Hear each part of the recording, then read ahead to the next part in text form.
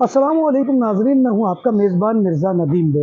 नाजरीन मोहतरम, बार्सिलोना के टैक्सी सेक्टर की आए रोज़ हड़तालें होती रहती हैं, लेकिन एक ताज़ा तरीन हड़ताल का ऐलान उन्होंने किया है कि अगर उनको इंश्योरेंस कंपनियों की ज़्यादतियों से ना बचाया गया तो बार्सिलोना का एयरपोर्ट, बार्सिलोना का सात स्टेशन और बार्सिलोना के बस अड्डे, बल्कि यहाँ तक कि किसी टूरिस्ट को भी जो है वो मूवमेंट करने नहीं देंगे। तो ये बहुत बड़ी खबर है। हुआ क्या है कि इंश्योरेंस कंपनी जो कोई किसी गाड़ी की इंश्योरेंस करती है टैक्सी की, उसके अलावा वो फ्रिक्वेंसियाँ इतने ज़्यादा होती है कि जो नाकाबिले बर्दाश्त होती जा रही है ड्राइवर्स के लिए।